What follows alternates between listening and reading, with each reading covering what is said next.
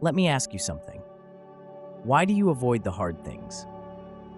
Why, even when you know that challenges lead to growth, does your mind pull you toward comfort, safety, and ease? It's not because you're lazy or incapable.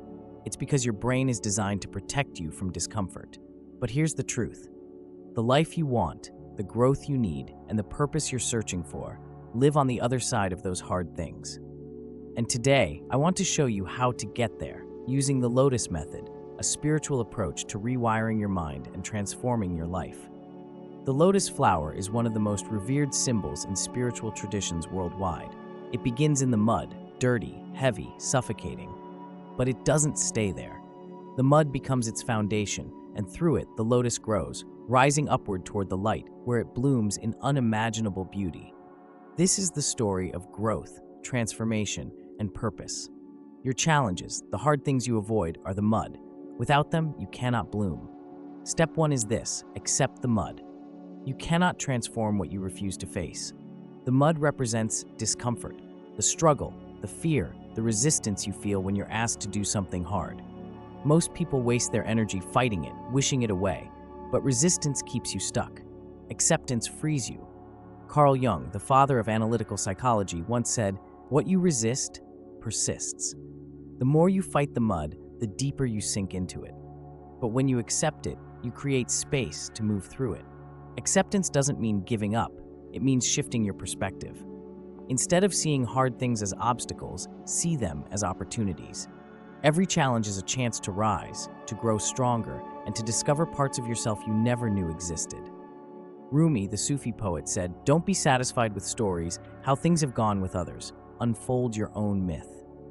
Your myth, your story begins when you stop running from the mud and start rising through it. Step 2 is changing your focus. Your brain resists hard things because it fixates on the discomfort. It whispers, "This is too much, this is too hard, what if I fail?" The Lotus Method teaches us to redirect that focus, not to the pain, but to the light above the mud. Neville Goddard, a visionary in the field of manifestation and thought, taught, "You are limited only by your inability to perceive yourself differently." Start perceiving yourself not as someone stuck in the mud, but as someone rising toward the bloom. Close your eyes and visualize your success, not in vague terms, but in vivid emotional detail. See yourself completing the task, overcoming the challenge, and reaping the rewards. Feel the joy, the relief, the pride. Your brain is wired to respond to emotions, not logic. When you attach positive emotions to the hard thing, you rewire your brain to seek it instead of avoiding it. Step 3 is engaging in spiritual practices to calm your mind. Have you noticed how fear grows louder when your mind is chaotic? Meditation silences that noise, creating space for clarity and courage.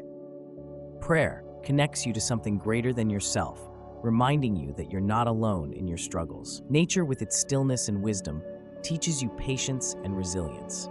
Bob Proctor, a master of personal development, often emphasized the power of calm focus, saying, "Your ability to think is unlimited.